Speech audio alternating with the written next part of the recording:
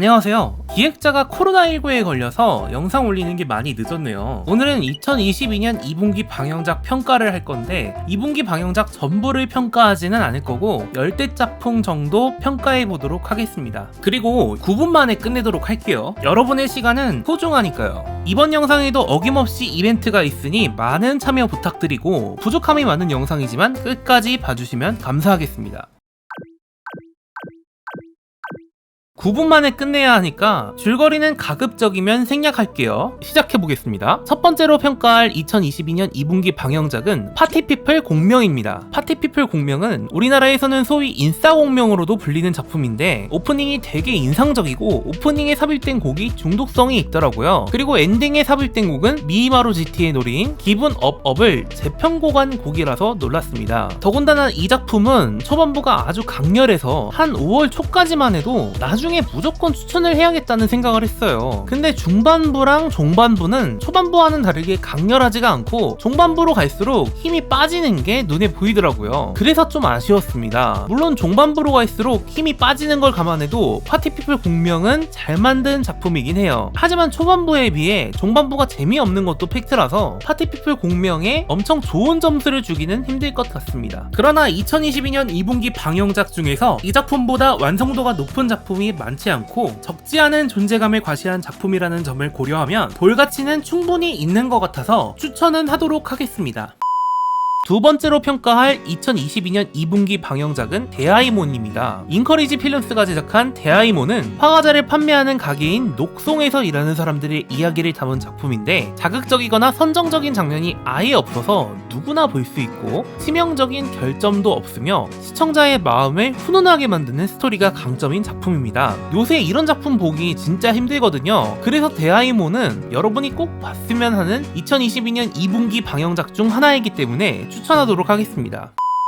세 번째로 평가할 2022년 2분기 방영작은 사축씨는 꼬마 유령에게 치유받고 싶어입니다. 이 작품은 제목만 봐도 사축을 위한 작품 같죠? 실제로도 사축을 위한 작품이니 만약 자기가 사축이다 그러면 이 작품 꼭 봐야 됩니다. 그리고 이 작품은 처음부터 끝까지 이런 애들을 볼 수 있는 작품이기 때문에 보고 있으면 힐링이 돼요. 그러니까 힐링을 필요로 한다면 이 작품 꼭 봐야겠죠? 근데 힐링을 필요로 하지 않는다면 이거 볼 시간에 게임을 하거나 다른 작품을 보는 게 더 나을 것 같다는 생각이 드네요. 솔직히 힐링 원툴이야.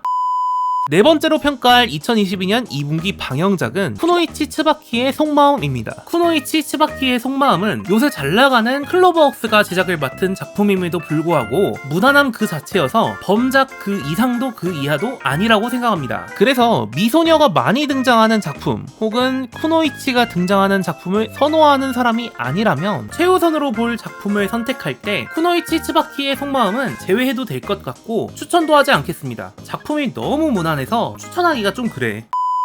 다섯 번째로 평가할 2022년 2분기 방영작은 사랑은 세계정복 후회입니다. 사랑은 세계정복 후회는 세계 평화를 유지하기 위해 존재하는 빙결전대 젤라토 5의 리더인 아이카와 호도우와 세계 정복을 하고자 하는 비밀결사 겟코의 전투원 리더인 마가하라 데스미의 연애담을 그린 작품인데 사실 이 작품은 재미없을 거라고 예상했거든요. 근데 예상한 것과는 다르게 재미가 없지는 않더라고요. 다만 사랑은 세계정복 후회는 내용이 좀 뻔하고 완성도가 높다고 단언할 수 없는 로맨스물이기에 최근에 히트를 친 로맨스물인 그 비스크돌은 사랑은 한다와 대등한 위치에 있는 작품은 아닙니다. 그 비스크돌은 사랑은 한다가 쉽사리 보기 힘든 수작이라면 사랑은 세계정복 후에는 범작이지만 졸작에 가까운 범작이 아닌 수작에 가까운 범작인 것 같아요. 그래서 이 작품은 모두에게 추천하기보다는 평소에 로맨스물을 즐겨보시는 분에 한해서 추천하도록 하겠습니다.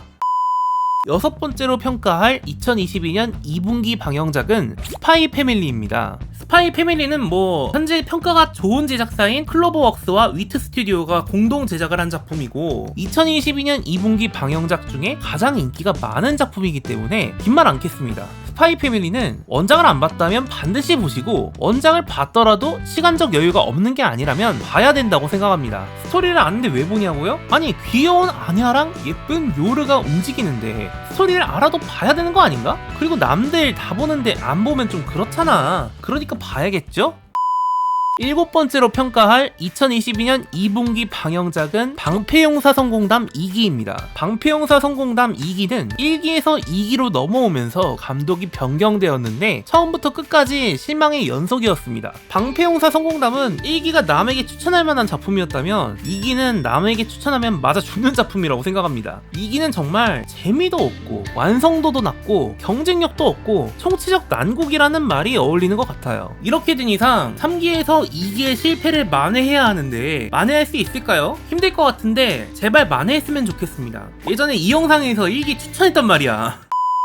8번째로 평가할 2022년 2분기 방영작은 카구야님은 고백받고 싶어 3기입니다. 여러분은 카구야님은 고백받고 싶어 3기 재밌게 보셨나요? 저는 솔직히 3기가 1, 2기에 비해 재미는 없었지만 완성도는 가장 높았다고 생각합니다. 볼거리도 3기가 1, 2기에 비해서 많았던 것 같아요. 그래서 카구야님은 고백받고 싶어 3기는 앞서 언급한 방패용사 성공담 2기와는 다르게 볼만했고 이제는 정말 카구야님은 고백받고 싶어를 거리낌 없이 추천해도 될 것 같습니다. 아직 카구야님은 고백받고 싶어를 안 보신 분이 있다면 꼭 보십시오. 정말 잘 만든 작품입니다.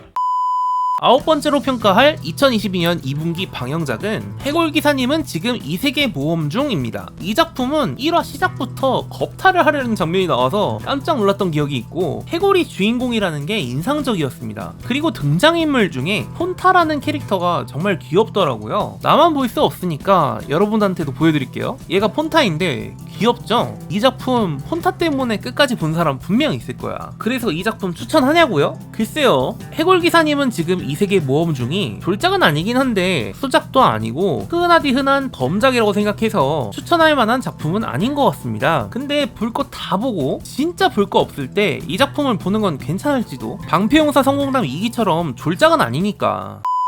10번째로 평가할 2022년 2분기 방영작은 이 힐러 귀찮아입니다. 이 작품은 만화가 원작인데 개인적으로는 애니메이션보다 만화가 더 낫더라고요. 애니메이션의 퀄리티가 절대 낮지는 않은데 템포가 만화에 비해 느린 것 같아서 개그물인데도 지루하고 재미가 없었습니다. 그래서 이 작품은 앞서 말했듯이 애니메이션보다 만화가 더 나은 것 같아서 애니메이션은 추천하지 않겠습니다. 근데 만화는 재밌으니까 만화는 추천하고요. 마침 이번 영상의 이벤트 상품이 이 힐러 귀찮아 만화책이니까 보고 싶으신 분은 꼭 댓글 달아주시기 바랍니다. 11번째로 평가할 2022년 2분기 방영작은 서머타임 랜더입니다. 서머타임 랜더는 사랑은 비가 캔디처럼 해수의 아이 감독으로 유명한 와타나베 아유무가 감독을 맡았기 때문에 방영 전부터 기대를 했던 작품인데요. 한지 8화까지 봤는데 2022년 1분기 방영작 중에서 1화가 가장 인상적인 작품이고 1화 이후로도 재미가 없는 게 아니라서 만족하면서 보고 있습니다. 그리고 완성도가 예상했던 것보다 높은 터라 자신있게 추천할 수 있는 2022년 2분기 방영작 중에 하나인 것 같습니다. 근데 이거 보려고 디즈니 플러스 구독했는데 디즈니 플러스에 볼 게 너무 없더라고요. 이래서 넷플릭스한테 지는 거라니까.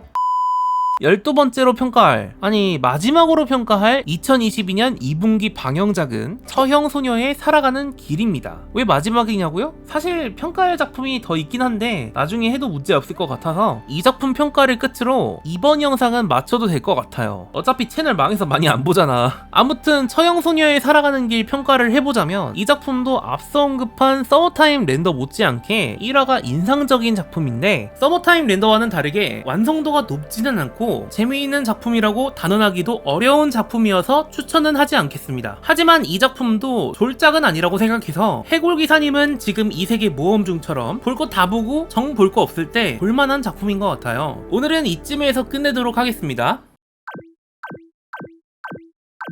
안녕하세요. 보다 더 나은 덕질을 위해 존재하는 덕플러스입니다. 기획자가 코로나19에 걸리는 바람에 2022년 2분기 방영작 평가가 늦어졌는데 2022년 3분기 방영작 평가는 되도록이면 빠르게 해보겠습니다. 덕플러스를 구독하고 이 영상에 댓글을 달아주시면 덕플러스가 추첨을 통해서 한 분에게 이 힐러 귀찮아 만화책 1권부터 3권까지 드리도록 하겠습니다. 추첨 및 당첨자 발표는 2022년 8월 31일에 할게요. 이번 영상은 여기서 마치겠습니다. 좋아요, 댓글, 구독은 덕플러스에게 큰 힘이 됩니다. 그럼 다음 영상에서 뵙겠습니다.